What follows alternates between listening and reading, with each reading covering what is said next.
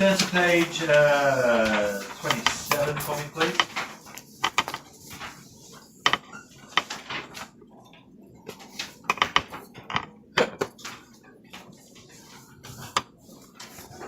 Right, we'll start at the top. Good places, isn't it? Every construction project, no matter how small, is subject to the requirements of CDM 2015. Right, skip the rest. The regulations are structured to ensure the following. Look at these ticks. There's a coordinated approach to health and safety on site, particularly where there are several contractors on site at any one time.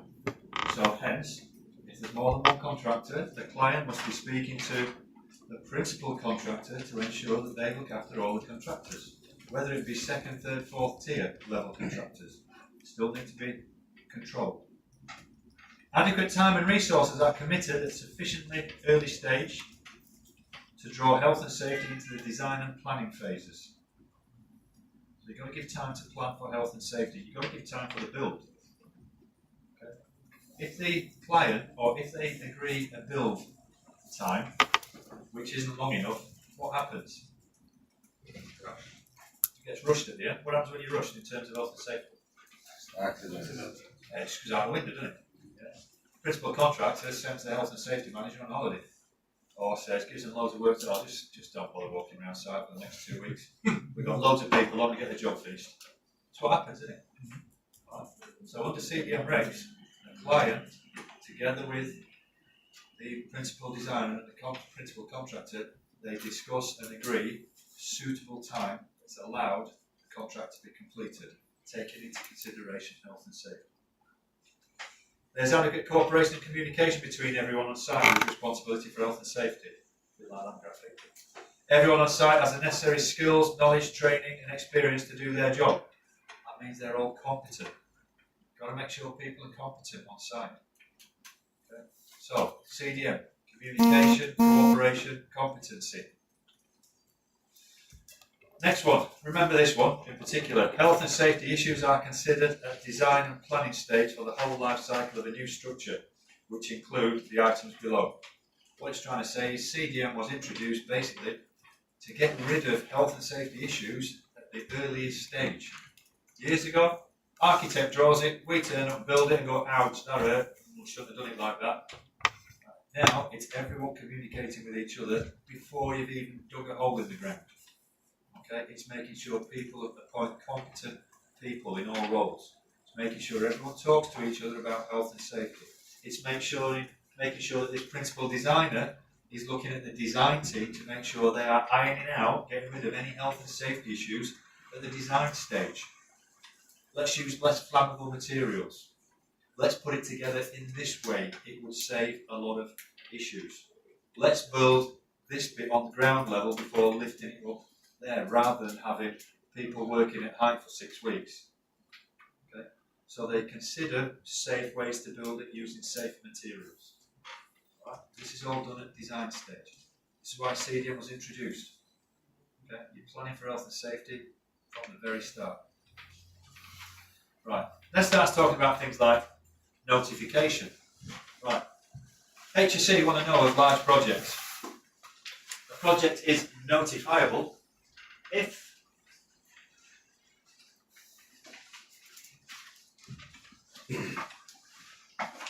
the work is scheduled to last longer than 30 working days and have more than 20 workers at any one time.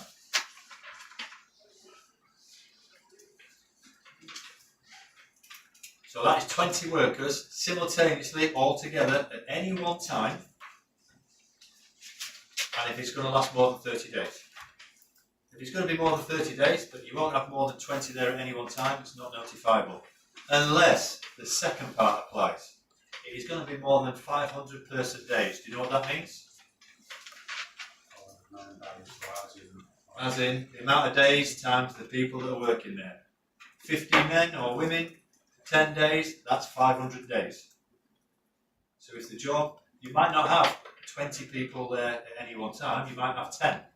But if it's going to be 50 days, that's already exceeded 500 person days. Or if you're going to have 20 there, it might not be 50 days. If it's 30 or more, but there's 20 more people, 20 or more people at any one time, then it's notifiable. Notifiable to the HSE. The Health and Safety Executive want to know that this project is going ahead. So what stage do you have to notify them? Once plans been drawn up? Well, you'll be considering this. Principal designer, they all talk to each other, and they go, we're going to need so many, and it's going to be 18-month build. Okay, it's obviously notifiable. Yeah. The client has to inform the HSE. So it's the client's responsibility. The client's responsibility. What you generally find though, you might have Fosters would speak to Vodafone and go, sign this letter, sign over some of your duties, we'll do all that and we'll notify the HSE. But as it's set down in law, it's the client's responsibility. They've got to tell the HSE. They tell them on an F10 form. You don't get asked any of this. It won't be you that does it. Okay? If anybody, it'd be designers. It wouldn't even fall to site managers. Okay, you just need to be aware of it. Just remember, if it's a notifiable project you're working on, HSE know the job's going ahead. Alright? What do you notify them of? Address is one of them, so they know where you are. So they can come round at any one time. So once you've notified them, you're under a radar. And they can come out and look at your job anytime they like. Okay. Right. Now in the book, there's a list of client duties. Alright, I'm not going to go through them all. You haven't asked any questions. Again, it's not for you to worry about. The client will be dealt with by pretty much the principal contractor and the principal designer. Okay. Look over the page though.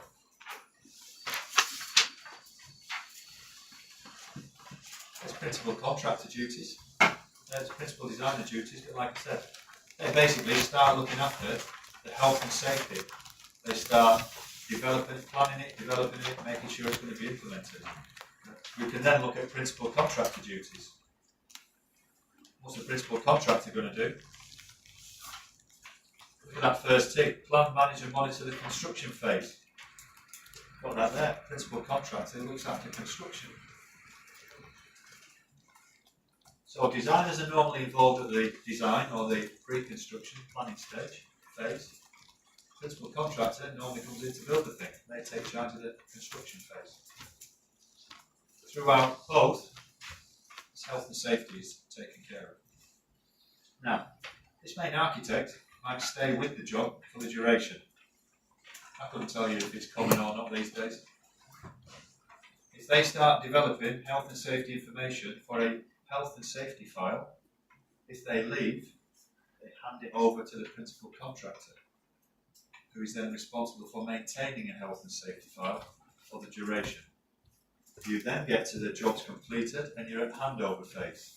Hand over the keys to the officers and you hand over health and safety file. Health and safety file isn't all your health and safety documents that you collect over the duration of the job over a 2-year project. There'd be reams and reams of it. What you are handing over is a document that is, for example, highlighting any remaining risks with that building to the client. If they want to do more work, if they want to do any repairs, maintenance, if there's anything that's going to leave a risk within that building, they need to know about it. That's what's in the health and safety file. You never get asked about it, don't panic. Right. What else has a principal contractor got to do? Well, them next door, doing the manager's course, they don't know it yet, but they've got a long project to do about how to set up a site. Okay. What's the first thing you do when you set up a site? Well,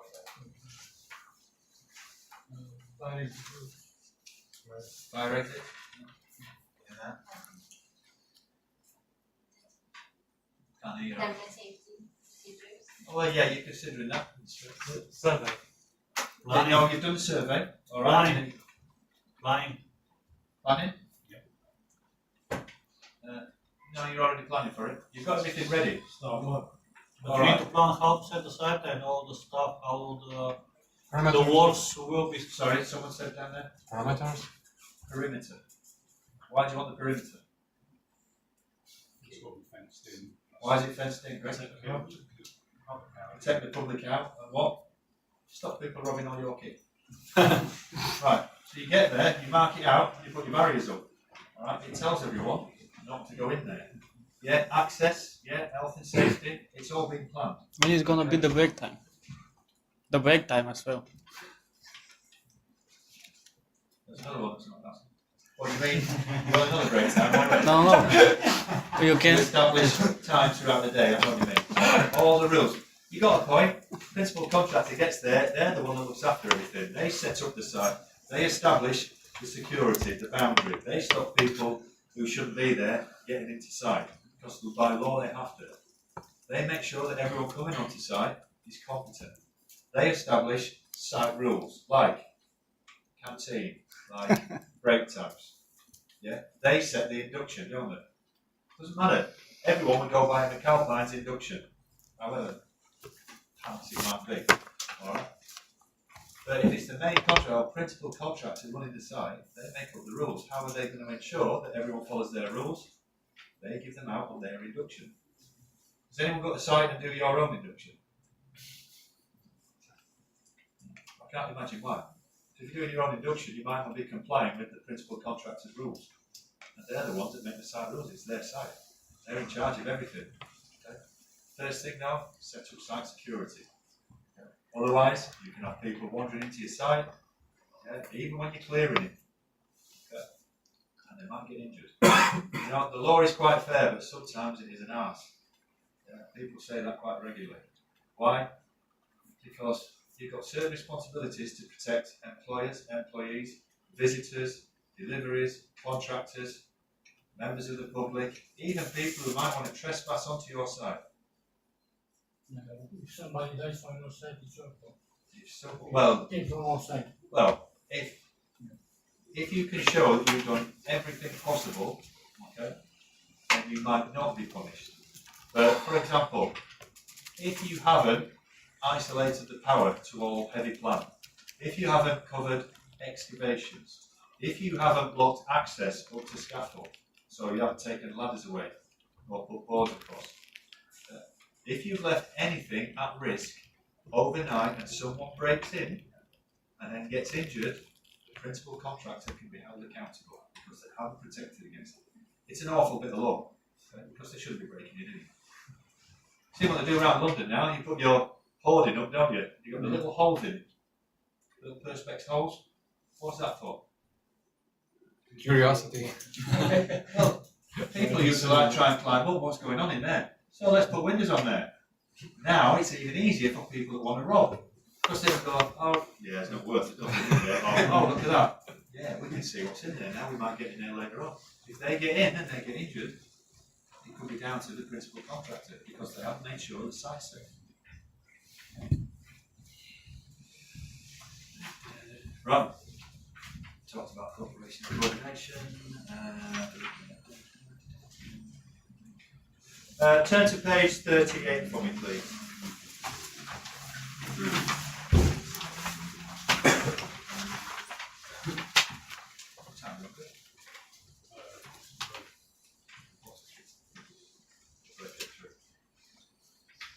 Right. Right. That table that we're halfway through, these are all the requirements of CDM. This is what health and safety should have in place. Look at point 30, emergency procedures. Right. How do you know what emergency procedures you've got in the workplace? Site induction. What did you say? Who makes up this site induction? Principal contractor. Right. So they plan everything.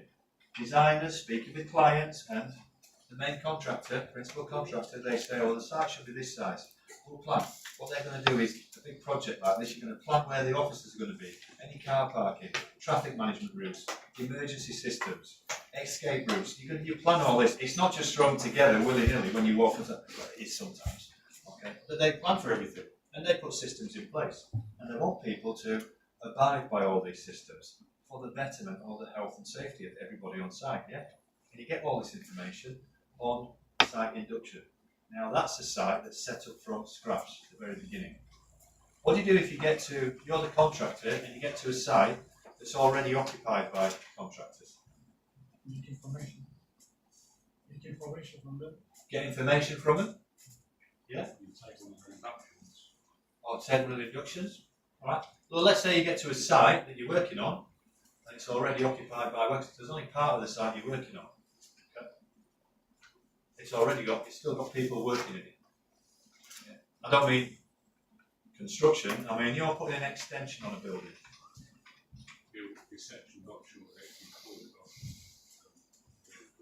Yeah, you might be, and then you might introduce your own emergency operations or procedures. What might you do?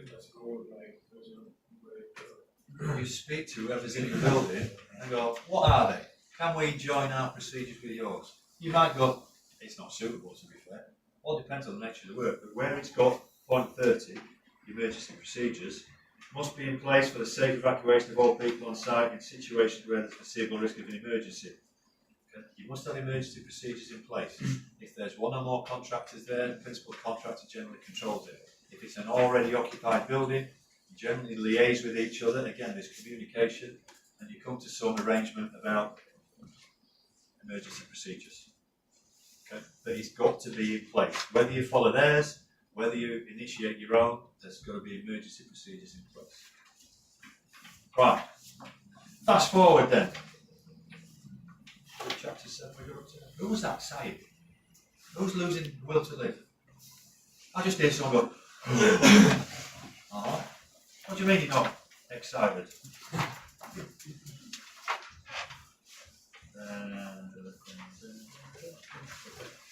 Have a look at Chapter 6, Statutory Inspections, Checks and Monitoring.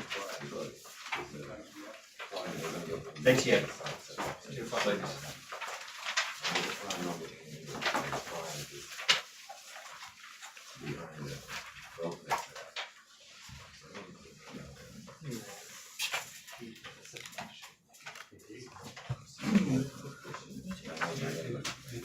Right.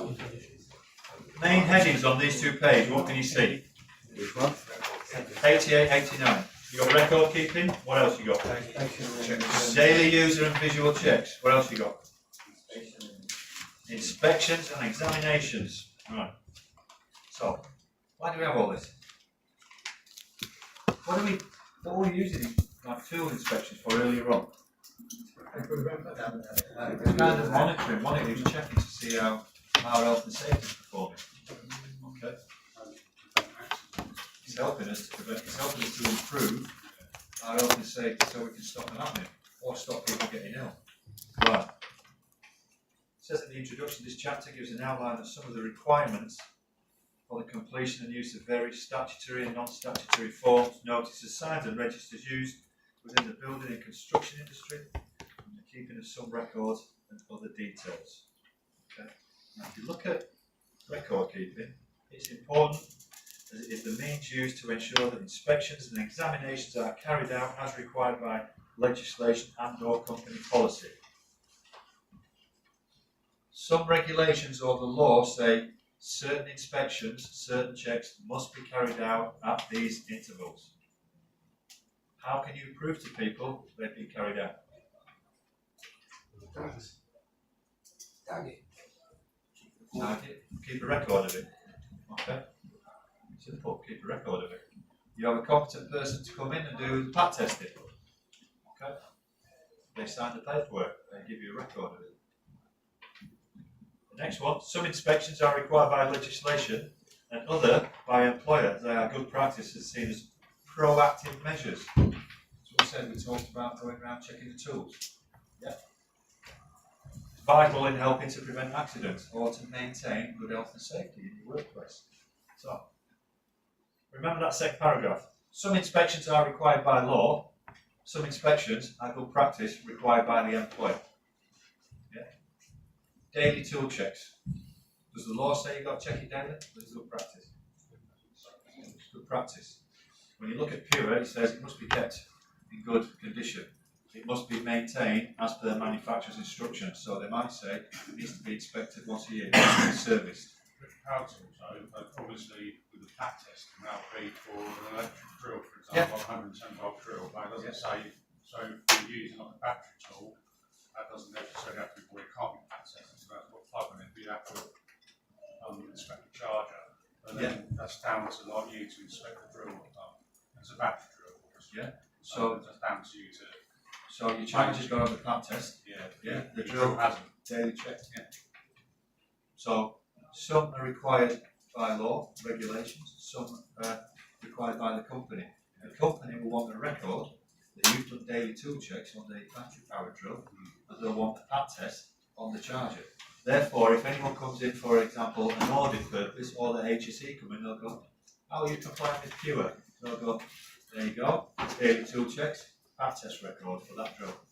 They'll go, "Thanks very much," like that. And then you'll be ticking this box to say, "I'm compliant." Do you cover the battery tool by pure? Sort of thing? Everything's covered by pure. Anything you use for work, any equipment you use for work is covered by pure. Electricity at work regulations, they offer guidelines. HSE suggests guidelines, like 3 months you have a spark check, things like RCDs and certificates, you pat test annually. 6 months. 6 months. Is it 6 months? No. So you can look at, the point is, you look at the regulations, right? Some will say it's got to be done then, some is down to the employer going, "I want this checked. I want a record of daily tool checks." Remember that. Some of it's by law, some of it's by the employer. You get all the inspections and checks done, and that gets information into the system to make sure it's being maintained to a high level. Right, number 7.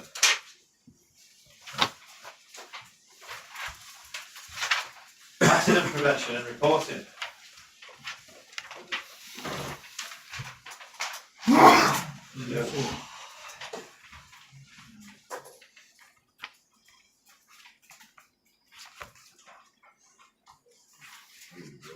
Right.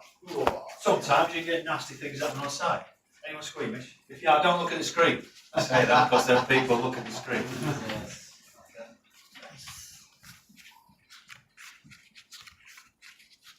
Bit like me surfing. Just as bad. Right. Where's the shark attack yet? Felt like it. Right. Sorry about this, they're out of date. Okay. I'll leave that on there, I'm going to go back to it. If you look in the very front book, you don't have to. Look in the front of the book and it will tell you some frightening statistics about the construction industry. Now, you're all working in it, you're all getting paid handsomely. So, a lot of people go, when I talk about statistics, they go, it goes in one ear out the other. Some go, "No, yeah, I'm going to find another job." I think it's really dangerous, this activity, this industry we're in. It is. Right, in the UK, do you know how many people are in the UK? 60. Yeah, about 62, 65 million, something like that, people. Do you know how many work? Roughly half. Roughly half. Do you know how many work in construction? A little over 2.5 million. We employ about, it's about 2 million just in London. I say construction suffering. Every time you look around London, there's always construction somewhere. So, about 2.6 million people work in construction in the UK.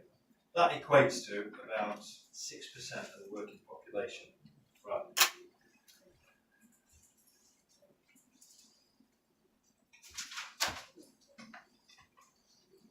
So 6% doesn't sound a lot, does it? Someone can do maths for me on this. I don't know. Right. So 6% of the working population is employed by the construction industry in the UK. There's about 135 people killed in the UK each year in the workplace, of which 39 are in the UK, and they're in construction. What's that divided by that as a percentage? 35-ish? Quarter?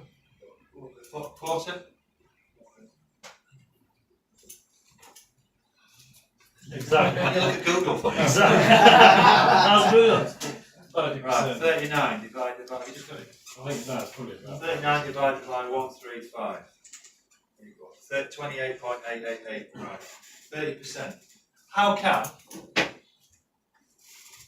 we employ 6% of the working population, being accountable for nearly a third of the accidental deaths in the working population.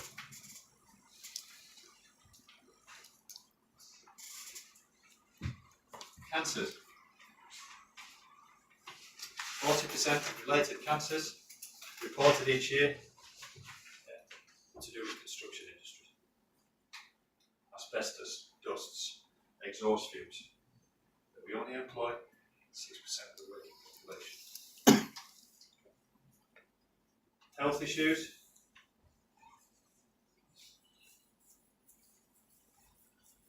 $1.2 million days lost each year.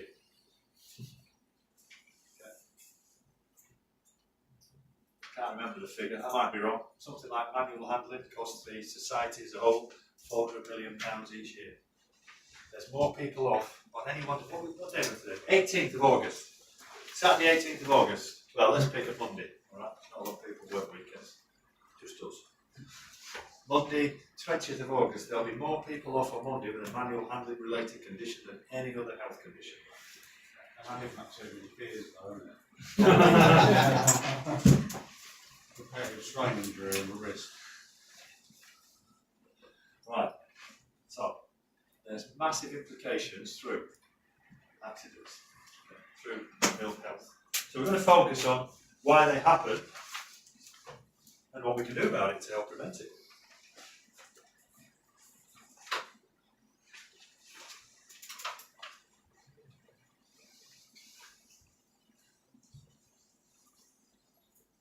Right, what is an accident? Anything that causes harm, Alright. injury, harm. Unforeseeable incident. Unplanned, Unplanned. unforeseen. No, it wasn't. Just a wild guess. A wild guess, yeah. I love that, when his back's turned. Right. Accident is where someone's been harmed, injured, alright? What's a near miss? Something that could have caused injury or harm.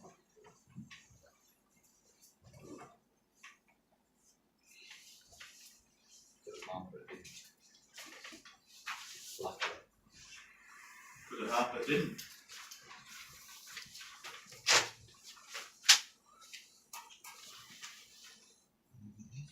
These are called incidents.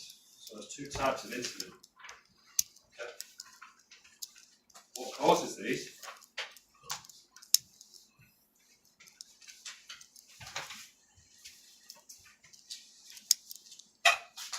They're unsafe acts.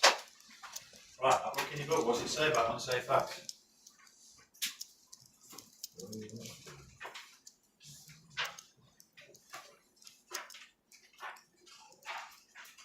Poor communication, lack of. No, what's it say? There's a definition. You see where the pictures are? You've got three. Sorry, I forgot to tell you. Three pictures there. Ah, right. Sorry, I just thought we were all reading each other's minds. An incident that nearly resulted in an injury.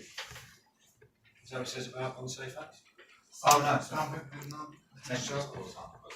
So, it's got potential. It's unsafe set of conditions or it's factors, okay, that are going to allow these to occur. Yeah. So they occur. You get these, the next bit.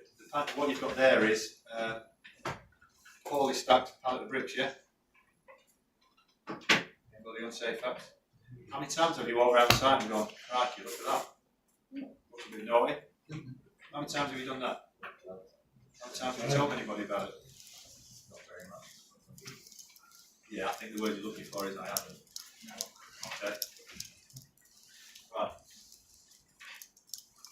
Near miss, what's that there? In the graphics in your book, it's where the bricks dropped. Thud. Bloody hell, that nearly hit me, that. Yeah. Fair example of a near miss, that. I'll give you another example of a near miss. Who's left that out there? Tripping up on side. Anyone done that? Yeah. Right, come back to that. That's another near miss. Well, I didn't want to say it's not spark, is it? Crap everywhere. Right? And then they walk away and go, deal with that, minions. Yeah. Clean that up. Yeah, as I said, get more Ferrari and Yeah. drive up. Hold my toolbox, it won't fit in the back of the Bentley. Basically how it goes. Right, accident, where the brick comes down, it actually hits someone and causes harm. Right. There's a very intelligent fella, well, I used to think he was very intelligent, so I found something out about him. He realised this triangle is called Bird's accident triangle ratio.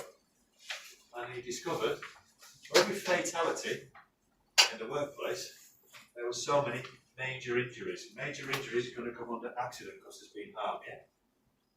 He discovered that for an amount of major injuries, there were so many minor injuries.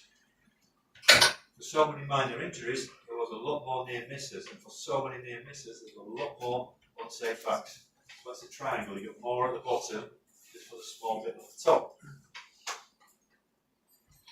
So what you can see from this and this, he found there's a link between the amount of unsafe acts.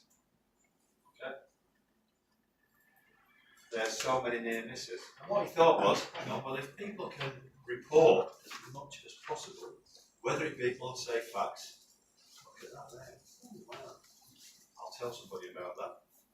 Then people can then act on site. The first port of call is your lads and lasses telling you, supervisors, you've got to come and have a look at this. I know it's not us, it's a contractor around there, they're doing something really bad. Unsafe act. Okay. Report it. Get it acted on.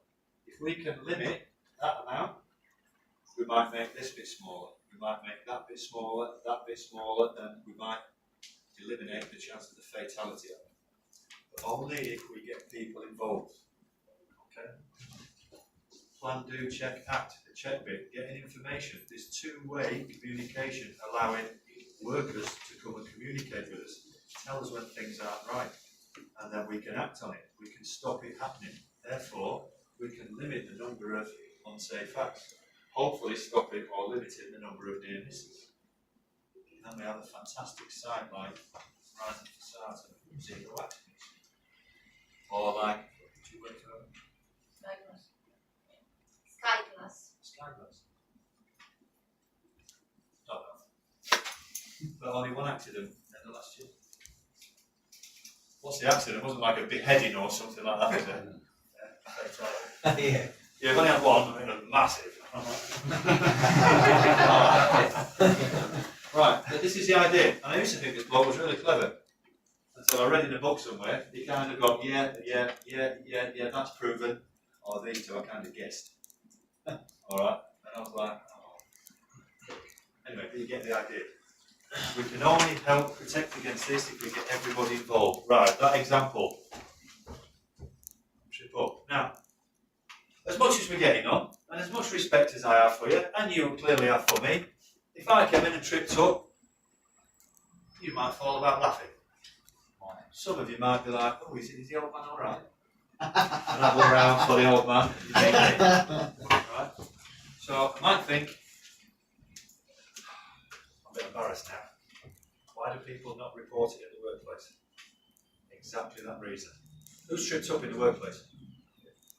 Alright, did you get hurt? No. Right. What do you do?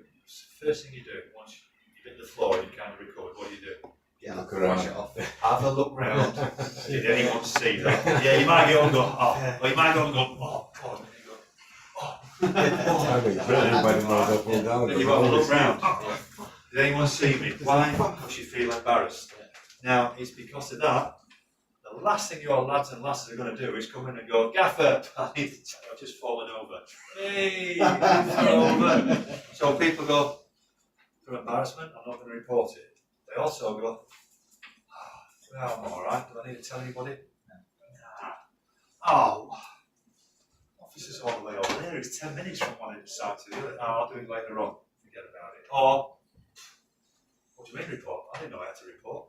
There's lots of reasons why it doesn't get reported. This comes back to this culture, it's down to you to help encourage this culture. Toolbox talk, anything wrong, please come and tell me.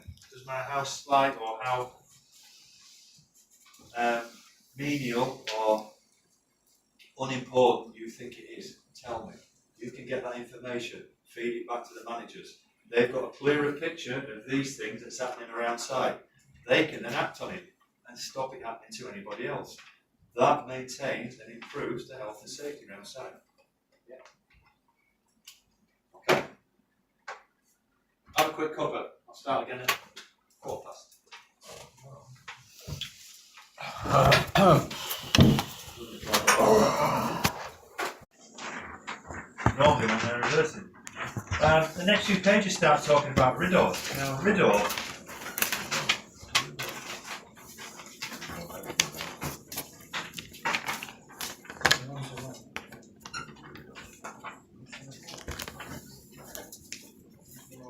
has been simplified from the point of reporting it to the HSE. Why? Because you do it all on computer, you do it on your phone.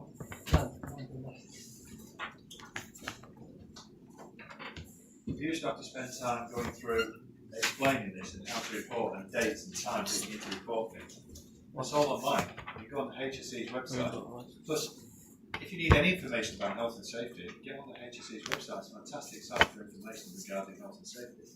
You click on it, and in the middle of the page, what are you interested in? Put in Ridor. Brings up a form for you to fill in about contact details, and then what do you want to report? Okay. So this is, do you know what it stands for? Reporting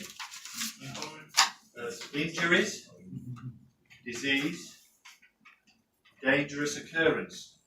Regulations, what does that mean? Law. It is law. Reporting injuries, disease, and dangerous occurrence regulations. Occurrence.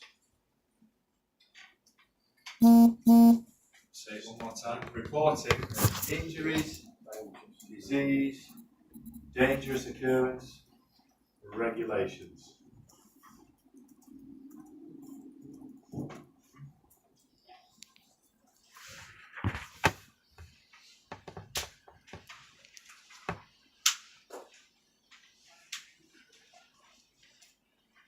Wheels, and it's one of the main diseases. Wheels. It is on the list of diseases. Right. Reportable to who? Great, means it's reported to HSE. So, someone has one of these. Accident, minor or major. What do they have to do at the workplace? Where do they put the details of that? Accident book. Who has an accident book? Every workplace has an accident book. It's law to have an accident book. Okay? I'm not going to talk about accident books, we could go on for hours. I've seen loads of different things. The missus went to see her mate. I don't have a lot to do with this one, she's a pain in the backside. Alright, her husband's a bit of a weirdo as well, so. So I'm off to see so are you coming on? No, I'll stay and watch for minutes. She came back one day though and she went, oh my God, you never guess what's happened to him. Her husband Jim says, oh, what's up? He's a fitter he goes around repairing the trucks for a demolition firm. And I think that's what he does anyway. And he's gone into a storeroom, get some supplies, light's not working, he's gone, I'll get it anyway. Alright, trips up over something, fallen over, gashed his head open on the end of a scaffold pole and damaged his hand. So he's coming, one hand is kind of, he's driven home, he's like holding the wound and blood's coming through it and everything. And his hand's swollen up. And the wife says, I should have seen the right mess. Do you think he's broken his hand? I went, I don't know. So it was swollen up and blue and everything. I went, might have done. And he said, oh, a nasty cut there. Me being boring on health and safety. Did he fill an accident booking? And she went, well, funny you should say that. His wife asked. And he went, yeah, well, I did kind of go to the boss. And he said, oh my God, you've had an accident. Oh, it's round here somewhere. Oh, look, you look in a bad way. Why don't you go get yourself sorted out, and when you come back on Monday, we'll go through the accident book, yeah? And so I went, oh yeah, okay. Went on, got himself patched up, had the weekend off. What do you think he did Monday? Nothing. Picked his job sheet up, went out, didn't even think of it. What's that done there? Accident report. Yeah. Can't sound nice. So, anyone else that goes in that storeroom now? Yeah. Don't have it. Don't have the same thing. Now, if he'd broken his hand, okay, if it's a nasty cut, if it meets certain conditions, it comes under Ridor. This is what I'm going to talk about. Right. That should have been in an accident book. Any injury, that means someone suffered harm, that goes in the accident book. This is what needs reporting to HSC. Not every accident needs reporting to the HSC. And this is what they look at. Don't worry about this, you don't get asked. It's not on your quiz. But if someone says to you, oh, you think that's a riddor, you've got heads up. Go on the works computer or your phone, go to HSC site, and it'll tell you what needs reporting under riddor. Right, these injuries. They are, funnily enough, they want to know about deaths. They want to know about over 7-day injuries. They want to know about. So you say over 7 day injuries. Hang on. They want to know about specified injuries, certain ones. They want to know about injuries to public who might have wandered into your site, which has led them straight to A&E.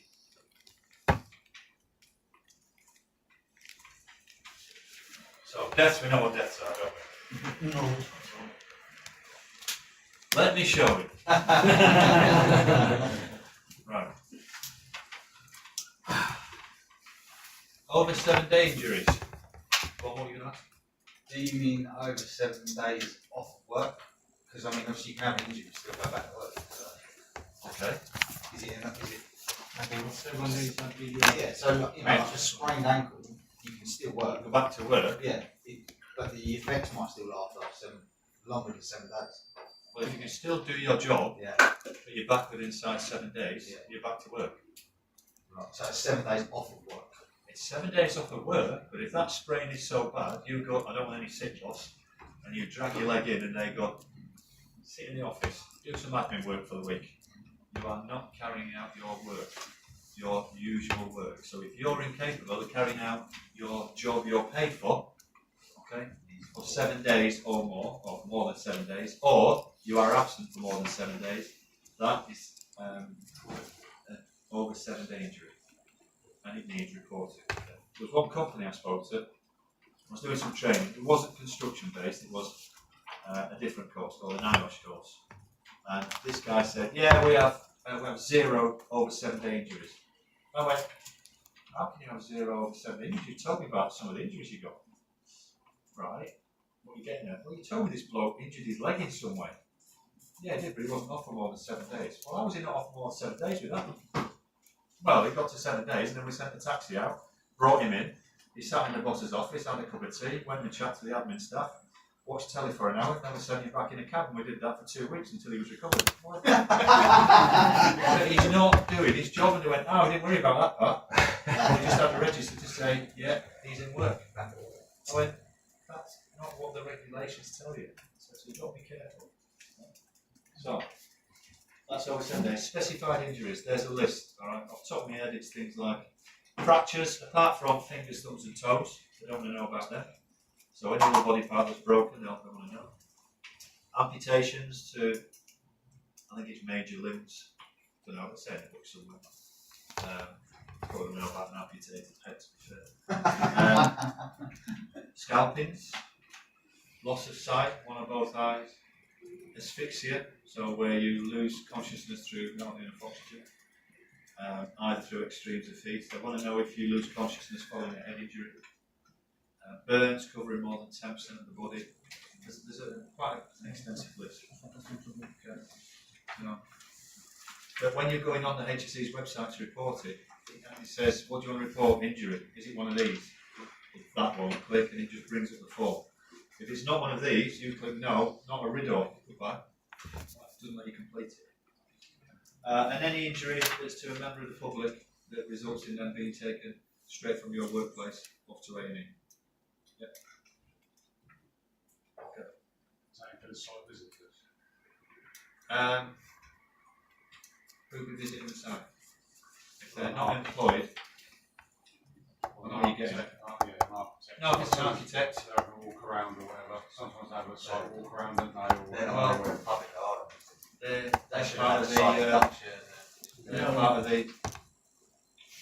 duty holders, aren't they? They're the principal designers, so they'll be part of the company. When you say public, surely you mean somebody that has doesn't. It might be, look, come in and visit this is what we're doing. It might be someone who wanders in. Yeah. Okay. What you want to be aware of is who reports it to the HSE. Anyone can. Normally, It should be the injured person, shouldn't the injured person's employer. it? Oh, right. Okay. So if it's the main contractor, one of their employees is injured, the Calpan will be doing it on this job with Vodafone. They might employ second, third, fourth tier contractors. Okay. But it's still the principal contractor has to do. No, it's the injured person's employer. So let's say if I'm the main contractor and then Drake, I get him in as a contractor. Who employs Adrian? Okay. Second or third tier now. Okay. And then, sorry, mention it. So, Yeah. Third tier contractor. Yeah. One of your lads gets injured, you report it. But what you must do is come and tell me so I'm aware of it. The worst thing that can happen. principal. Yeah, but you must tell the principal contractor. Because the HSE might turn up and go, hello, couple of riddles last month. No. Yeah, you have. Oh. And then you find out you haven't told him. So it's communication again. Comes Yeah, you've got to have into that. You've got to have that. the If same, it's one of your lads that's injured, okay, it's you that reports it. and then I report it to the. And then you come and tell. It's good practice to come and tell the principal contractor first. The Before you report might it. say, yeah. Principal contractor might say, I'll take care of that for you. We want to do it all. Alright? Now, I had a guy on a course, he said, I want to tell the principal contractor because he's a friend. I've worked with him for years. He gives me a lot of business, about 100 grand's worth of business each year. Okay. Worked for him for a long time. One of his lads was injured pretty badly. He wasn't going to be at work for a few weeks. I can't remember exactly what happened. And he said, I need to rid it. He went, don't you dare. He says, we have 0 riddles in this place. He said, you report it. He went, that's us finished. He went, I won't give you any more work. And he went, so what was I supposed to do, Marnie? I went, listen, I'm the messenger. These are what the regulations tell you. If you don't want to report it and you get caught, HSE will prosecute. He said, I've got 100 grand a year coming in from this guy. I've got lads from lasses working for me. I pay their wages. He even said to me, keep him off work. He said, I'll still give you money to make sure he's looked after. But I'm not going to report. What do you do? Is it? Which that's against the law, but by the law you have to report it. As By an the law, you employer. have to report it. Okay. I'm not going to say what I do.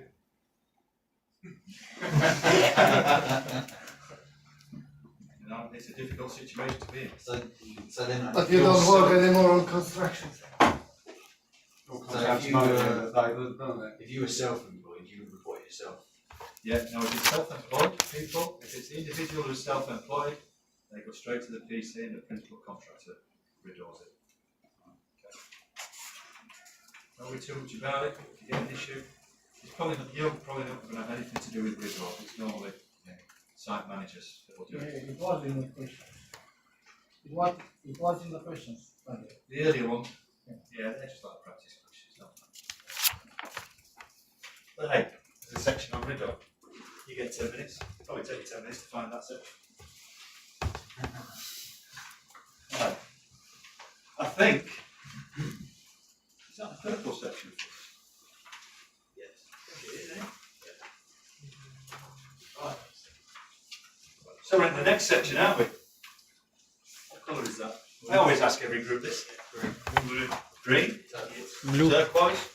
Well, if you're saying turquoise, why are you looking at him like that, Ellen? He just give you the strangest. What? Maybe green, but not. Alright. Green. If you say turquoise, I think you mean in bluey green. Right. Do you know what the most common answer is? Teal. That's surely if you've got paint and decorator. I've never read a So teal. you're not colourblind. No. But I did have a guy on the course, he went, I guarantee you, badge, that is oceanic blue. I went, paint and decorator, he went, yep. So, oceanic blue, unless you've got anything different. Anyway, it's the health section. Okay? The reason I point out the colour is if you get a question tomorrow about a health issue, you know it's this bluey, greeny, Tealy. oceanic Yeah. blue. Oceanic blue. Oceanic blue tea leaf section. Section B. So, it's all about health. What did I say at the start of the day is relevant to health issues? Physical. Your physical well-being. How long does it take them to affect you? Normally, long-term effects. Okay, so I'm not going to start everyone like going, well, this is this, but it will take a long time to affect you. You appreciate its health, it's going to be a long time to affect you, yeah? Right. He tells you about it all. He tells you about it all. It's a sign. Well, I'm going to put some groups of pictures up.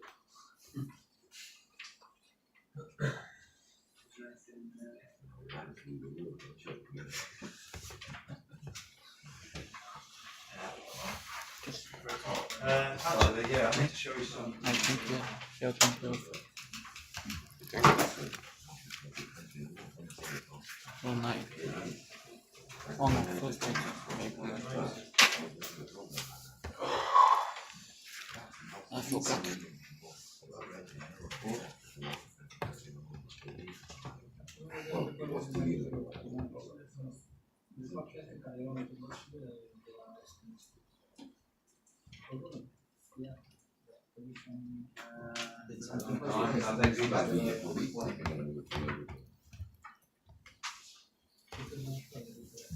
Right.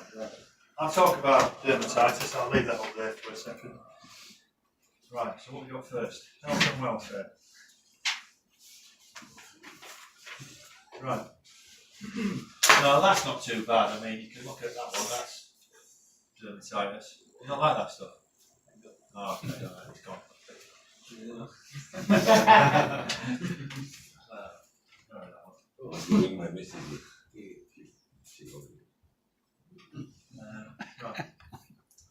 Right.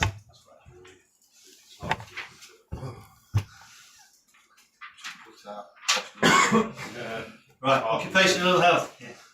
It's a term used with regard to health issues that arise out of work activities. Have a look at the ticks. Stress accounts for around 35%. Sorry, this is on 106. Stress accounts for around 35% of work-related ill health. Massive at the minute. Stress and mental health. Around 1.2 million days lost each year as a result of ill health. Ill health in the construction industry costs society around £400 million each year. You can look at the examples of ill health, look at all the ticks following on. Dermatitis, a few pictures there. Vibration, noise, construction industry related cancers, dust, manual handling, stress and mental health. Right, so I'll talk about a few of these conditions. Occupational dermatitis. So, itis means inflammation. Normally, if you've got a doctor's, you go to see a GP and he says you've got this and it ends in itis, it normally follows a body part, an anatomical or medical name for the body. Derma refers to the skin. Dermatitis is inflammation of the skin. Okay? Like tonsillitis, inflammation of the tonsils in your throat. Appendicitis. Okay. Right. Irritant contact dermatitis. This usually is caused by the skin coming into contact with an irritant substance, which is usually a chemical or dust. Anyone may be affected. The amount of time exposed, together with the strength of the irritant substance, will affect the seriousness of the complaint. Most cases of dermatitis are of this type. So you can see the guy with his big shovel hands at the top there. You can see how his hands have gone dry, rough, cracked open, sometimes bleeding, sometimes blistering. Okay. Bricklayers get it a lot. This is why over the years we've now said bricklayers you've got to wear gloves. Because when they're touching the brick dust or the mortar, okay, sometimes they can touch it and their hand flares up in this. Pizza knee, the guy at the bottom. I knew a guy that had this. He was a plasterer. One of his jobs they gave him was, can you lay a screed down on the floor? Right, and he did it. And he knelt up out of it, once he'd smoothed it all off, and he went, oh, trousers are wet, as they would be. Pulled it, and he went, oh, that was a bit sore. Went home, got the trousers off, went to bed. Woke up the next morning in agony, called his wife in, she phoned the hospital, ambulance arrived. And the paramedic said, when they put him, and they pulled the sheet off the bed, they could see the lime from the substance he put down, cement. They could see the lime still reacting, bubbling with the skin around his knee. He said, what can you do with that? He went, I couldn't be asked to go into that and get an impact. That left him incapacitated in grief for about 6 months. He ended up having skin grafted off his butt cheeks and his thighs, and put around his knees because he was gone to that extent. All because he couldn't be asked to get his knee pads. You can bet the Ram said, you will wear knee pads, you will wear these gloves, you will do this, that, and the other to protect against this hazardous substance. And he couldn't be bothered for it. So, pizza knee. Right, what you can also get is allergic contact dermatitis. It's sometimes called sensitizing. Very important you remember this. Sensitizing or allergic contact dermatitis. What does sensitizing mean? Well, yeah, you become sensitive to something. So there's certain materials, you might work with them for years, and your body tolerates it so long and then it becomes sensitive, very sensitive to it, to the point where you touch a smaller amount for a shorter time and you flare up in a reaction. Okay? Like as it says there, some people develop an allergic reaction to a specific substance. This reaction may follow after weeks, months, or even years of use or exposure to a substance without any ill effects. However, once sensitive dermatitis has occurred, once you become sensitive, any future exposure to or contact with the substance will again produce an adverse reaction. Okay? Remember that. They like to question you about sensitizers. Sensitizers cause reactions. They cause an allergic reaction. Right, on the page. Starts talking about radiation. An increasing range of radiation of equipment uses radiation. Radiation sources that can give cause for concern include ultraviolet light, infrared sources, as well as lasers and some welding processes. Exposure to radiation. You might get burns, including sunburn. Okay, there's been an increase in the cases of skin cancer from construction. Okay. Construction's normally outside, isn't it? A lot of people just think, well, you only get skin cancer when you go on holiday and the sun's really hot. Yeah. It's when you're outside, you're exposed to sunlight. Okay. Therefore, it's possible you can get skin cancer being exposed to sunlight. Yeah, it's cloudy, but it's still daylight, the sunlight's still getting through. So, what some sites are doing now to protect you and your workers is they are enforcing you to wear long sleeve clothing or hard hats with material down the back. Yeah. Where you can't wear long sleeve clothing, they are giving you sun cream to rub onto the skin where it's exposed to daylight. You see some of the big sites, they've got these cream stations dotted around. Yeah, get your sun cream on, lads and lasses. Right, protect against that. Main way of stopping sun getting to your body, long sleeve clothing or the right clothing.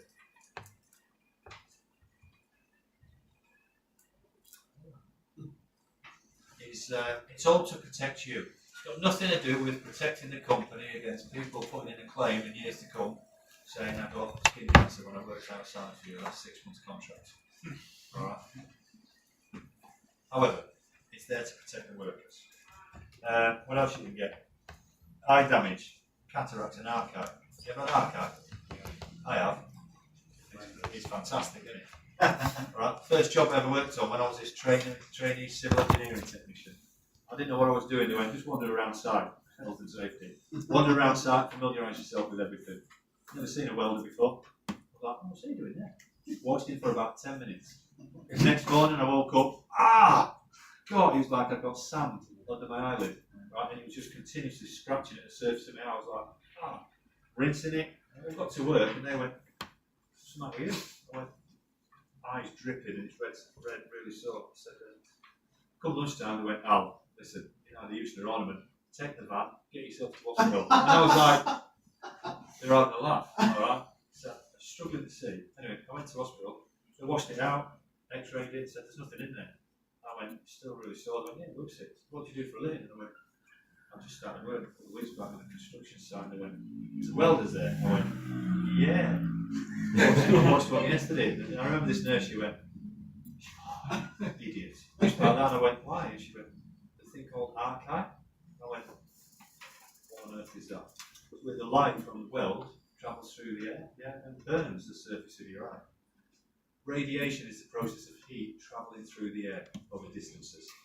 Okay, and that's what's happening. couple of days, it was alright, but really painful. I chatted to a welder about, I said at the SSSTS course yesterday and Thursday. And there's a welder, sheet metal fabricator on it anyway. He said, it's not so bad if you look directly at it, it's even worse if you get it in the corner of your eye. Alright, so you kind of like looking, if the well's there, if you're looking there, it can still get your eye. So just be mindful. You've got to be protected when there's welders around. Anyway. Yeah, so anyone walking past isn't going, oh, welder. You can't help it, can you? You see someone welding, you go, it's like, start drawn to it. Right. Cancers, I mentioned 40% cancer from the construction industry. Right. Talks about sun safety. Turn over the page for me, please.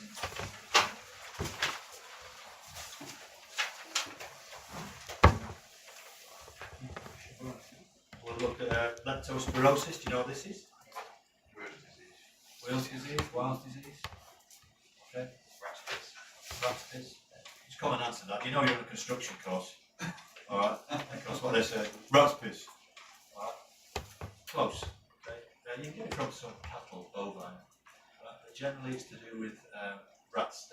They're incontinent, they urinate everywhere, they pee everywhere they go, they can't help it. Horrible little things. Because they don't have toilets. Well, that's why, yeah. That's probably why on a night out anywhere in London, when there's no toilets, you see men and women just peeing up outside the doorways, don't you? No toilets. Anyone been to Maidstone? Maidstone? Yeah. I've been Maidstone or Maidstone? Maidstone. Yeah.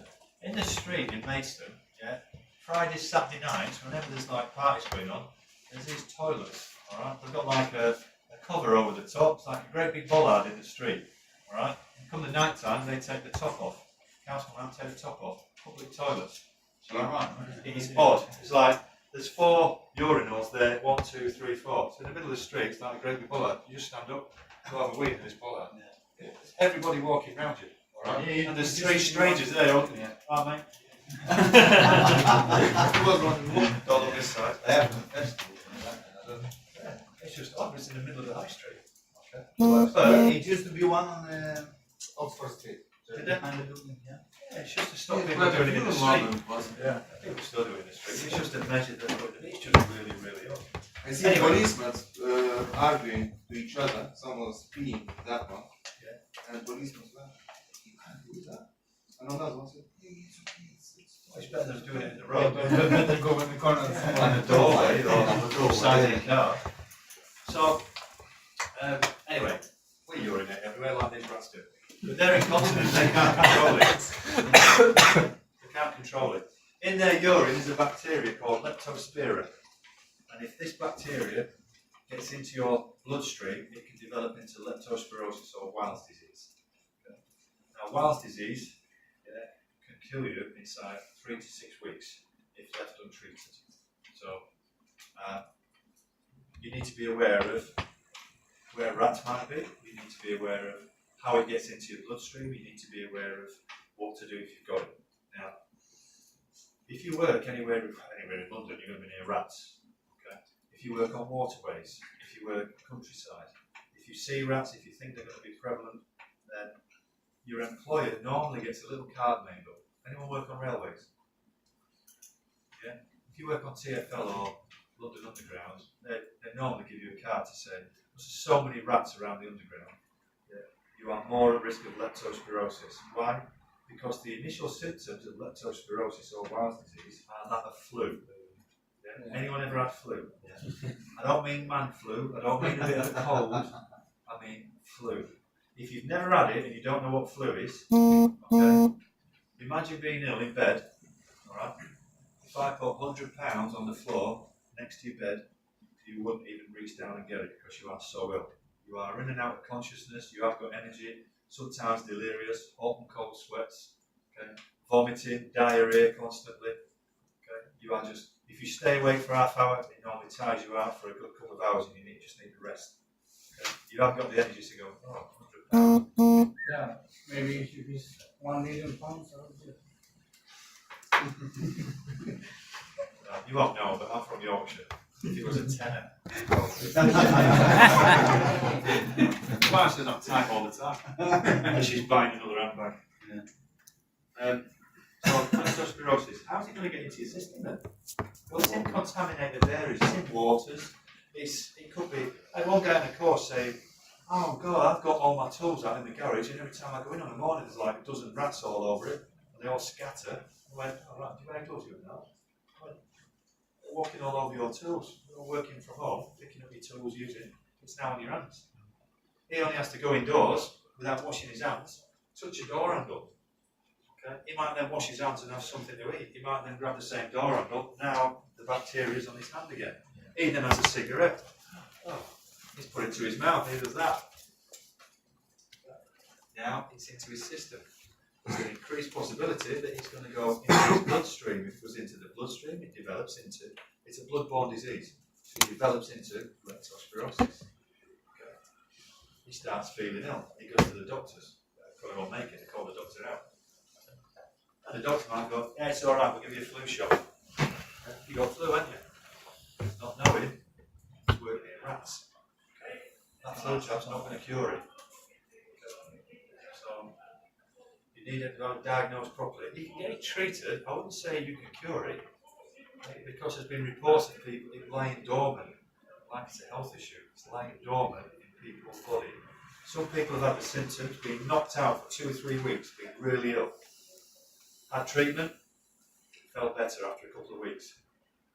About 4 or 5 years later, also bang, they are flat again, out cold, feeling really tired, lethargic, really ill for a week, and then they recover. Okay, so it sometimes lies dormant in the system, so I won't say you get rid of it. You might never have the symptoms again, it might still be in your system. I had a friend die a few years ago. Did you? Yeah, he was an old boy. Yeah. He worked for Grandma's branch of tampons. And his dad's down now. Apparently it's very big up. Yeah. Smoking. Yeah. So contact with it. How can you stop it getting in your body? Well, be aware of it. You see rats especially, alright? You make sure you wear gloves. If you've got any open cuts or sores, make sure they're protected with waterproof dressings. Okay. Make sure have some hygiene, personal hygiene. Take gloves off when you finish work. Wash your hands thoroughly before eating or drinking or smoking. Stop smoking. Right. Next thing we're going to talk about is drugs and alcohol. Oh. You know the common thing people say when I say drugs and alcohol? Yes, please. If I got a quid every time someone goes, oh yes, please, please. Give us some money as us, wouldn't you? Do you know what? I reckon if Euro Millions came in, I still won't be on as much money as you. See, I've got to tell you, the only reason I give Sparkies a bad name is it sounds really flash this, it's not meant to sound flash. I got a hot tub, one of these cheapies, alright, from China, really cheap, alright, but I needed power connected to it. I've got power running from my house, might be 10 kilowatt cable, does that sound stupid? Anyway, this great big thing underground going in the garage, alright, and I went on Check a Trader, Trust a Trader, something like that. This lovely guy came round, young lad, young family, wife expecting second child, got one about 2 years old, and he's doing this. He went, oh, I said, mate, I went, all I want, can you get power from there into October? He went, yeah, I can do that. He went, look, I work in the daytime, I've got a full-time job, this is just extra. He went, so a couple of nights work. I went, yeah, all right, how much? He went, 120 quid. Done. Right, straight away, shake his hand. Okay, so he's there for a couple of nights. He even said, Mark, he said, I'm going to have to come back tomorrow, I've not quite finished it. I even give him an extra 20 quid for coming round the next night. Right? He went, thanks for that. He went, if you ever need anything doing, I went, oh, brilliant, mate. I went, if anybody I know needs any electricians, you're the first one I'll put forward. He went, oh, thanks for that. About a year later, mother-in-law phones me up on a night, about 9:30. Mine, the electric's gone off. I went, right, go to your board, flick it back on, do that, reset things. I've tried that, it's not working. I went, what do you want me to do? Well, I've got no electricity. I went, right, well, come and stay here for the night. She went, I don't want it. I went, right, we'll stay there then. She went, well, what about getting the electric sorted? I went, it's 9:30 at night. I went, I'm not an electrician, I haven't a clue what to do. Right? Can you phone that guy who sorted your electrics out? Yeah, alright, I'll phone him tomorrow. Anyway, I phoned him up. He's saying, man, do you want to pop round to mother-in-law's? Yeah, of course I'll do that. What's the address? This. About 6:30 that night, she phones me. Martin, can I borrow some money? I went, what's up? She went, well, he's come round to have a look. He needs £110. I went, put him on the phone. Puts him on the phone. Right. What do you need 110 quid for? Well, it's call-out charge, isn't it? I went, how is it a call-out charge? It's not emergency. I phoned you this morning and you said, I'll be round at this time. I went, you haven't done anything yet. He went, no, I'm going to have to do this. I'm going to have to replace the board. It's another 300 or 400 quid. I went, I'll get that. I said, but why that? He went, no, it's just call-out charge. I'm working for myself now. I went, so for every time someone says, oh, I've got a job for you, can you come out? You're charging them that first. He went, yeah. I went, no, that's fair enough. So I went round paying the money. I went, how are you keeping anyway? Family all right? Yeah, good. I went, all right, easy money, you What is that Nissan Juke you had? He went, oh, I've swapped it now. I went, what are you driving? He went, that's Mercedes. I went, yeah, I ain't surprised. 110 quid just to turn up and have a look. Anyway, I'm sure they don't like that.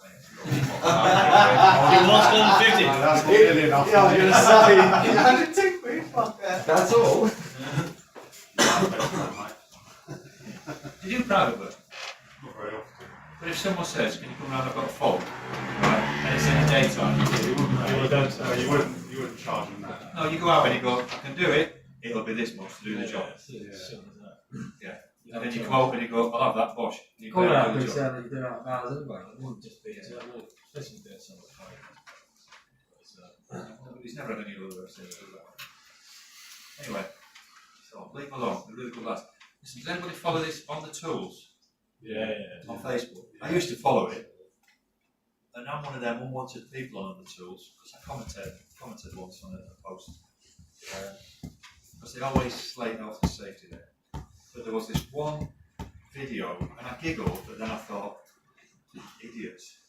We had this young lad testing his harder out, and the way they tested it, they opened the doors, back doors of the transit van. He's had to get in, climb on the back of the transit van, and there's a ton of sand in front, and they had to get him hands behind his back and dive at first into the sand with his harder on to test if he could withstand it. Alright, now I laughed like that, and then I went, if he'd have gone one way or the other, it could have snapped this part. And then what have you got? If you haven't got fatality, you've got someone paralysed, a 19-year-old. He might have been younger. Right? Someone bet me to it and went, you lot idiots. This might have happened. Oh, why aren't you, excuse me, piss off. What are you, health and safety? It's only a bit of banter, it's lunchtime, we're having a laugh. Right? Yeah, you might be. Anyway, so I left that. However, they did have a poll. Top 10 trades on site. Number 1 who's the most important. Who was it? Sparkies. Was it Livio? How'd you say your name again? Livio. These two extortionists. Was there any other Sparkies? Yeah, sorry, what's your name? Levy. Okay. So, if we didn't have these on site, what have we not got? Got no power. Can't really do a lot, can we? Right. So, you have to give them credit. Right. Listen, I do most things, and I have done most things. I would never ever dream of working with electricity. Alright? I am scared witless of it. I know what it can do. I can put a plug in, alright? I can put another socket in. When you start going spurs, this, that, and the other, and people start talking to me about voltages, currents, amps, I go, yeah, see them one. Yeah. It's a specialist thing. I don't want to build them up too much, but this is why they get paid, clean trans. Anyway. I'm going to think what you could call that. I'm going to tell you what trade it's called. Do you know what's number 10 on that list? Groundhouse? No. Painters and decorators.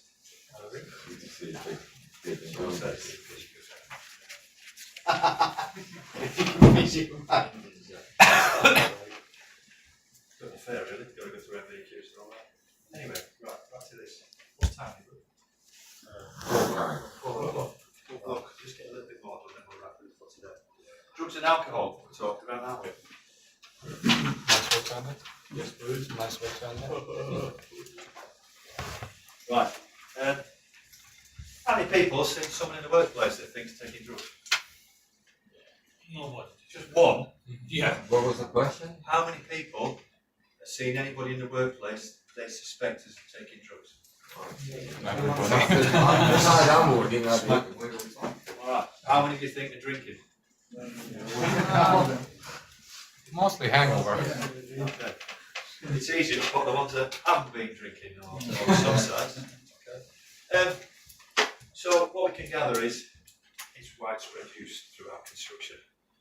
Right? It always has been. It probably accounts for a lot of the accidents. Now, rather than just ban everything and outlaw it, the powers that be have decided drugs and alcohol, or the misuse of drugs and alcohol now, is to be regarded as an illness that can be treated. Right, we laugh. That's something, right? However, if it can be treated, what they mean is we will offer some support. If you have a problem, might be a poster, come and tell us. And if you tell us, it will be treated with confidence. Then we can get you help. The point is, listen, if you're not at work, you have to pay extra to get someone in.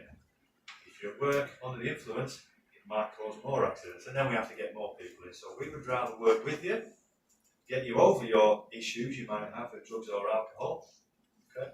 Because it's more beneficial to the company in the long term. To a point, we can help you, support. Now you're taking the mick, you're not accepting support, you're continuing to be a danger to yourself and other people, so now we've got the discipline. All I'm going to say is your companies might have different policies of how you deal with this. Has anyone got a drug policy in their company? Zero Yeah, tolerance. zero tolerance. Yeah. Zero tolerance? Yeah. Okay. A lot of companies do that now, zero tolerance. Okay. Do random testing, so. Alright, so random testing, and then someone tests positive to Yeah. cannabis. What happens to them? Just kicked off to the side for the good. Kicked off to the side for good? Yeah. Okay. Right. When do you explain all this to them? It's in the induction. On induction. Induction, and you get to sign up to these conditions. Okay. Do they ever explain anything in induction about, listen, it's zero tolerance. If you have a problem, you need to tell us now. Yeah. Yeah? What happens to the people that tell them, or do you just not get anyone to tell them? Nobody tells it. It doesn't need to work. So you're not going to tell them. So people are aware of it. So they brought out this ethos that it's an illness. Okay. I had a manager on last week's course, and he said, we've got a guy, Romanian guy called Mihai. He said, the boss has got a real soft spot for him. He's a good worker, but he's an alcoholic. His work is now slowly going down. Now, apparently he's been through rehab twice. Whether he has or not, they don't know. I went, well, have you gone through rehab? No. Are you in touch with people? No, we haven't got any record. He just keeps telling us he has. So, well, you can't get access to GP records or things like that. You can't prove it. So why is he still on site? He said, well, I keep going to the boss. He says, just give it time, he might be all right. And I went, what if you have an accident? Okay. What if Mihai, this good worker who the boss likes, has an accident? What if he injures somebody else? You then got to go and tell, you've then got to go and tell that injured person's family that they might not be coming home tonight if they've been injured, and it's as a result of him. It might be a riddle. It might then cause the HSE to come down and have a look, and they'll go, who's involved? The HSE might then talk to people. They might talk to me and go, you've been drinking? Is this common? I spoke to this guy who was a site manager, and I went, what have you got to protect yourself and your workers? He went, what do you mean? I went, well, if your director is saying, look, I like him, he's all right, what have you got from him to go, I've told you, keep him on site because I like him? He went, nothing. I went, who's in charge of the site? He went, I am. I went, who's going to be at fault with the authorities? He went, well, it's going to be me. I went, so what are you going to do about it? He went, I need to go and speak to my director again. I went, look, you don't need to speak to your director. Here's a tip. Send up a quick email saying, following our discussion regarding Mihai, am I to understand that you are still happy for him to continue following me telling you he's still under the influence and should be removed off site? You will soon find a director will be there straight away and go, you get off site. As soon as you put their name to things and you have an account of it, their attitude might change. Now, I'm not saying go out into the big wide world, back to your company and cause a lot of problems. All I'm saying is, the theory now is support discipline. Companies deal with it differently. Follow work procedures. Get them in initially, zero tolerance. Sign up to it. Therefore, if they do break the compact, the work agreement, then you get rid of them. Okay. If you've got someone above you going, leave them, they're all right. Make sure you get a record of it. Okay. CYA, cover your house. Right. We talk about drugs and alcohol like it's a bad thing. Talk about drugs like they're bad for you, don't they? Are they bad for you? I'm just wrong. Overdoing it. Overdoing it. Yeah. I've overdone it. Like I said, 2025, look at the state of it. I'm like a rolling stone. Like I said, I had a big operation, transplant. I'm on 20 tablets a day. Right. All of which, long term, don't get the violins out, long term it'll have an effect on my body. Okay, and that's because of the chemicals that I've got put in my system. But I had to contact DVLA. Am I alright driving? And went, send us a list of all your medications. Sent them in, and they wrote back going, you're absolutely fine. There's none of these that will affect your performance. Okay? You can drive, you can operate machinery. Okay? What if you get a worker that comes to you and they go, boss, you're given these tablets, and on the side of the tablets it says, caution, may cause drowsiness. You know what drowsiness is? Foreign national. You know what it is? Drowsiness is where it's like it makes you really tired and sleepy. So what do you do if you get someone who brings that to you? Send it home. Send them home? Investigate it. Well, what do you mean investigate? Now send him home to prevent taking any further risks. Again, it's follow company procedures.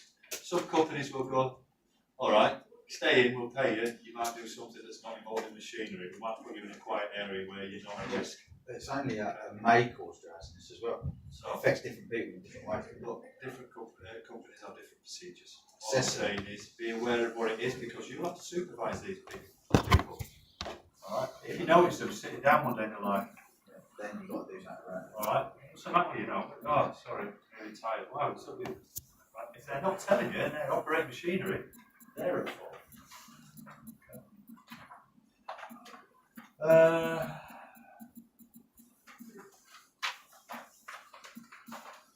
It then starts talking about mental health and stress. Yeah. On the mental health and stress, worrying statistics, quite frightening this. 450 construction workers each year take their own lives through mental health problems, possibly brought on by stress or suffering from stress. How many hours do we work each week? 40 minimum. 40 minimum. 80? Who said 80?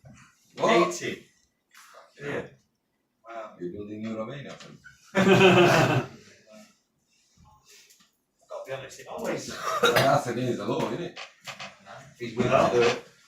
Working You time can't do directive, working 260. time directive says no more than 45 hours, unless There you you go. want to sign to say you're not going to follow that. You can't do more than 2 shifts a day. You can't do 2 shifts. However, decided. Right. What your employer has to do is to have a look. If they're asking you to do 20-hour shifts, is that hazard? Are they keeping you safe by allowing you to do it? If anything happens and it gets investigated, they'll be like, why did you let them work that amount of hours? They'll look at the employer rather than the individual. It is not safe. Okay? You must get people to have rest. It's slightly different. Construction we haven't yet got, in all industry, we haven't yet got it enforced to say you cannot do this. You can sign to say, I'm not going to follow that. Okay, it's like a disclaimer. If you go out driving trucks, it's the law to follow a certain amount of hours. You can never do 80 hours. Driving, you can only do 90 hours over a 2-week period. You've got to have a set amount of hours rest in between driving shifts. Okay? We haven't got that down as a law yet. Okay? But even if you say, it's only a European directive, I'm not going to follow it, the law pretty much comes from the European directive. he does at the minute. God knows what's going on. But then you've got to ask yourself, as part of the employer, is it safe me allowing these people to work so many hours each week? Okay. Might be fatigue, it might bring on this stress. Did you two last do 80 hours? In a month? Never. Oh, wow. 40 days? I'm going to do a 50-hour week. 50-hour week? Yeah, 50 that. Couple hours a day overtime. Does anyone get paid for travel? No. I was chatting to this fabricator yesterday, and he was telling me he's got a job out in Hammersmith, and he lives out in Wickford, far part of Essex. It's 3 hours on 2.5 hours on a good run, going 3 hours to get home normally, 5 to 6 hours travel, as well as 8 to 10 hours outside grafted. He says sometimes it's all right if we get everything there. They allow us to lock our tools up, and I'll just go through all the trade and sleep and this, that, and do this a bit easier. It's like, to get paid for that. He went, I get paid from leaving home to getting back home. I was like, but still, even though this is nice to have, how much effect is that driving 6 hours a day and working 8, 10 hours, 16-hour days? By the time you get in, you're then going like, I'm tired, oh, I'm hungry, I'll have a bite to eat, and then you have another half hour where you can relax, and then you've got to get up, get ready for work. So I think it was about 5, 6 hours sleep. Stress. That stress. Before you know it, No time, it's you're stabbing someone at the side of the M25 because they've cut you up. Alright? Right, so mental health and stress. Stress people out, give them issues. Okay, it can affect performance in the workplace. What you also want to consider as well is we're in a well, look at the room, Melanie. We're in a male-dominated environment in construction. How many other women have you got in your place? Few. That's more be an argument. However, Where's the throughout building? Where is that construction, building? it is predominantly male environment. What are we like as blokes? We're alpha males. We are hunter-gatherers, aren't we? It's considered a weakness if we have to turn around to someone and go, I need help, I'm struggling. Granted, especially in construction, because if you start doing that, you're weak. Okay, you're admitting signs of weakness. That's what leads to 450 people killing themselves each year in construction. Right. Massive thing about stress and mental health, especially in construction at the minute. Okay. If you get anyone you think that's suffering from it, what are you going to do? Talk. That is the big thing. Talking about it. Okay. It could be talking to you, the supervisor, talking to a trusted friend, colleague, specialist, family. Just getting to talk to someone.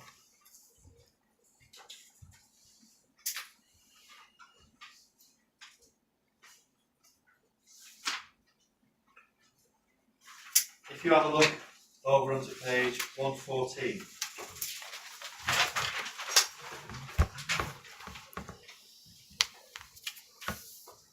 Look at page 114. It says 6 main causes of work-related stress. Have a look at this, the demands of the job. Control, how much control does the individual have over that work? Support, is there any support network in place? Anyone work on the Olympic Park? Yeah. On the Olympic Park, and they had a hospital building, they had their own healthcare. In there, they had like a stress area. You could go and chill out, speak to people if you have problems. Looking like that. Stress here. What? Stress here. You see, that's something. We have play, so what's strange of it? It's because they looked at an area of like all these people, this job is under the scrutiny of the public and government, and loads of money thrown in, it's got to be right, and be asking people to work lots. Okay? So they had an area where they could go in and get people to talk to them. So lots of support is the point I'm making regarding that. Next one, the role.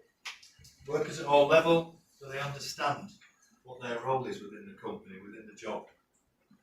Change, how is it communicated? Relationships. What's the relationship like between workers, between the workers and yourself, first line of management. What's your relationship like with the managers above you? Now, if you haven't got, if you get issues with those 6 areas, or if you just get people you think are suffering from it, they may display a particular set of symptoms, and you can see them on the right hand side of that first page. It'll be beneficial to remember these, especially when you go out into the workplace. Right, erratic or changed behaviour, poor work quality, poor timekeeping, withdrawal from social contact, increased absences from work, unusual shows of emotion, bursting into tears, changed appearance, increased use of alcohol, drugs or smoking. Right, brings about the question, majority of you are saying, yeah, zero tolerance. Let's say someone is stressed at work. They've got a record of how they're getting stressed at work. They then start turning to alcohol. Okay? And it escalates. They get tested, they're kicked off site. Right? Now they go and jump off the top of the building. They've lost their job, they're already stressed, they're suffering mentally, okay? And they take their own lives. Right? We kicked them off site, and we didn't show this element of support. When we look into it, turns out it was work that was causing the stress in the first place. And this is why the whole industry has gone, well, we need to offer a little bit of support because it could be us that caused it. Okay? Because tomorrow maybe, yeah. So why are they bringing that random tests in the building site and kicking people off the site? That's how they deal with it. Alright? So that's how does it work? Right. It's not enough of a I'm not deterrent. going to say, do it like this. Citb are just saying, you shouldn't treat it like drugs, right, get out. It should be, why? Right, it should be, offer some support. It should be, listen, if you've got a problem with drugs or alcohol, come and tell us. Okay? If you've turned to it because of stress at work, which is causing problems, which led you to the alcohol or drugs, then we need to sort out what's at work, because if it's happened to one person, the next person that comes in and take their place might do exactly the same, because we haven't got rid of that issue. But these days, if you say that you've got a problem, they'll say, or you're stressed at work, you will be find another job. That's how it works in the building sites. And we all know that nobody cares. Trust me, I know how it works. There's so many, They all leave a job, is the job there'll to be be someone done. else that'll fill that job. That's it. So all I can do is put across the information that Citb want you to go by. Okay? And that is, think of it as an illness that can be treated. What happens in reality could be totally different. Alright? It is different. Alright? Because if you've got a job to do, well, I'll give you an example. There was one guy on a course and he said, there was a manager and he said, our policy states, please tell us if you've got a problem, we will help you, we will show support wherever we can. And this kid was always being reported as smelling of weed. Manager brought him into the office one day. Now he knew, he's seen these posters, he knows the company policies that they're going to offer support. So he went, right, I need to talk to you about something. He went, boss, before you start, I need to admit something to you. I've got an addiction problem. I'm hooked on cannabis. And he went, right, okay. So he took him through the process of getting him in touch with his GP, getting counselling, getting regular testing. Okay. Support at work, on the day off for your appointment, your counselling, etc. Work paid for it. He was getting paid, he was coming back. His work picked up. Fewer and fewer instances of him smelling a weed. Regular testing, passed the test. Every so often, he'd fail a test. Sorry, relapsed. All right, let's get you taken care of it. Let's keep supporting you. Eventually, they got fed up with it. Went, now you're taking the mickey. We've put you through counselling a couple of times, maybe. Can't remember. Okay, we'll give you all this support, and you're still using. Yeah. Now we're going to start disciplining you. And he had a few warnings, and he went goodbye, and he went, yeah, all right, see you later. He was playing the system. It was about 18 months before they could get rid of it. They had to show they'd offered support because their company policy stated they would. Some companies get around it differently, so they just go zero tolerance. A bit like the Olympic Park. Yeah. You will have nothing. You have a sniff, the van will come round, all right, take you in, we'll test you. You're positive, we'll take you straight to the gate, we'll take your cards off you, you are banned from site. Yeah, never to come back. Some companies do that, but you must explain. My point was, following on from that, mental health. Okay. If you notice it, if you spot these symptoms, get people talking. It might be it's work related. If you just spot someone who one day just smells of alcohol, go, you're all right. Get talking to them. Don't supervise. You should be spotting it. Get them talking. They might open up and go, yeah, I did have a few last night. Well, I can't cope with the amount of work. Then you have to have a look at it. It might be a case of, all right, someone's just taking the mick and skiving off. They're leaving them to do all the work. They might be getting bullied in the workplace. Especially like this. It might have, well, right. This is no disrespect to the ones who are from overseas, right? You all speak pretty good English. Sometimes you will get one person that speaks English and they will translate it all to the workforce, yeah? Now, if you say, as a supervisor, I want this, that, and the other doing, get him doing that, that person might go over and go, you lot have got to do a load of work, I'm going to sit back and do something effect. Which increases the workload of the few, okay? And they might be working, grafting all day long, while this person who's there, translator or supervisor, is not doing a lot. Right. So, symptoms there. They like to ask, you know, you asked the questions this morning, on the back there was these open worded questions. Okay. Certain times in these open questions they like to ask you about mental health and stress and symptoms. Certain times being more often. Never said that. Then it mentions welfare facilities. What welfare facility? What is welfare? We've got to provide it by law. What is it? Somewhere to wash your hands. Somewhere to wash your hands. Hot and cold water. Warm and Cold dry. water. Somewhere dry. Toilets. Somewhere dry and warm. Male and female toilets, or we used to say now? Bottles, You can use it. bottles as well. It doesn't say it must be male and female. What the law says is, if you can't provide male and female, you must provide one with multiple doors. Okay? Because when the women have been in, ooh, it's horrible. And then us clean fellas go in, and we go, what have they done around here? I had a guy on a course. Now, I'm not making light of this at all. It's probably going to be law sooner or later. I had a guy on a course say, yeah, can I ask you a question about, what's the term? Transgender. Gender neutral? Gender neutrality. Neutrality, gender fluidity. I went, what? And he went, well, what do you do if you have someone who comes to work who's not male or female? And I went, I've got to be honest, there's nothing in the book yet. I said, there's nothing that says I've got to teach it yet. I don't really understand it. Okay, call me old fashioned. I don't want to offend anybody. All right, you are one or the other in my eyes. However, in this gender issue, you are anything in between, and you don't have to associate with one or the other. He said, so what we're going to do about toilets? And I went, well, I said, that is going to open up a can of worms. I said, I can imagine what would happen on a building site would be if someone attractive walks into one toilet, others could go, well, today I'm going to use that toilet. Okay? So, listen, I don't want to get into it. I don't know is the answer. All I can suggest is, even if people want to be male, female, anything in between, you've still got to provide some way, some discreet way of providing toilets for it. Okay? It might be toilets, and just leave it at that, and it's got a lockable door on it, and that would cover everybody. Alright? So, toilets. What about your canteen? What you got in your canteen? Heat. Heat? Microwave? Yeah? Hot Oh, water. you work on a nice site, don't you? Heat and a microwave. Seating. Seating? Drinking water? Oh, right. So you've got to provide us. It's bog standard now, isn't it? Yeah. Did anybody work on Bank Station? No. There's a massive problem. I've never been on it. The guy was telling me about, does anyone know who the old mayor of New York used to be? Michael Bloomberg. Okay, it's a company, Bloomberg as well. This guy is wealthy, fellas.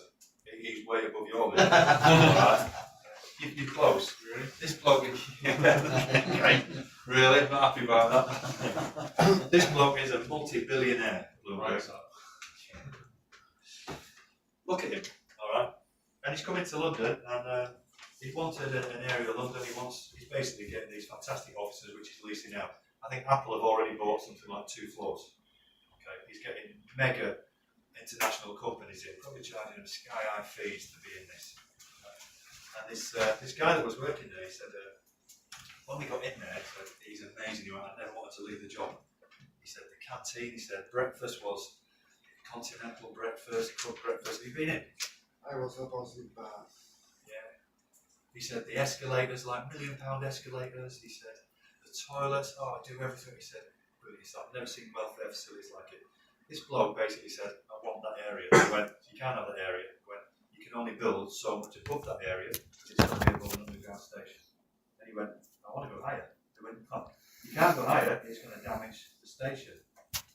And he went, unless you move the station. And he went, yeah, all right. He went, what? Yeah, he will pay to have the station moved. And, I don't know the ins and outs of it, but this bloke is billionaire, gazillionaire, whatever. He said the welfare facilities he put in for staff was second to none, above and beyond. I can only imagine if you work there, every other site now, you are going to be complaining about welfare and be disappointed. The station. I can't remember. I'm sure it was round about Now it's between St. Paul's and Bank. Bank. About Bank, this guy. So I don't know. They find some old Roman Empire building under, so now it's like in the basement in the museum. Yeah. He paid for. He paid for everything, not supporting, just so he could get his way and get the extra height before he wanted. I've got a friend who works in that building. Apparently he's running for president when Trump's up. The latest thing he heard about that idiot Trump, he's now signed something to say they can reuse certain types of asbestos products, asbestos containing materials in America now. Oh, really? Probably for Let's building make Mexico. America great. Listen, the good thing about Trump, okay, you can go to any country, you can be whatever you want to be. Yeah, he's proven that. Yeah, all right.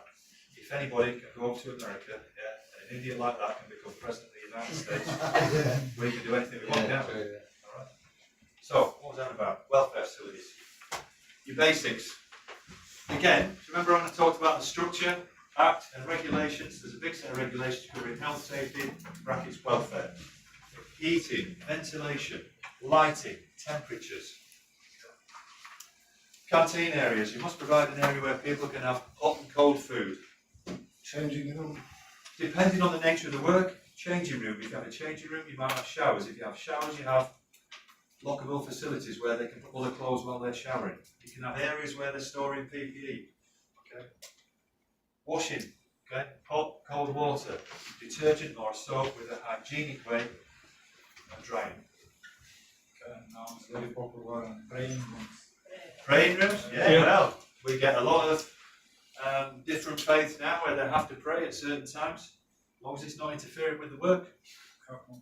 If it is, carpal tunnels. Couple times in the day.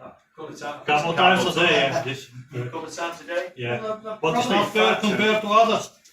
They probably factor in. It's not fair to others. Listen, Because I it's want. not. It's not question time. Don't It's not a debate about it. Look, it's To build. you have to be respectful of people's faiths. This, that, and the other. Okay. You know what is unfair? I always used to think it's unfair. Who smokes? When do you smoke? When you want. Yeah. When you want. Yeah, exactly. So do you smoke? Sometimes. Oh, so you smoke when you want. Yeah. Right. How many times? 10 cigarettes a day? All right. 5?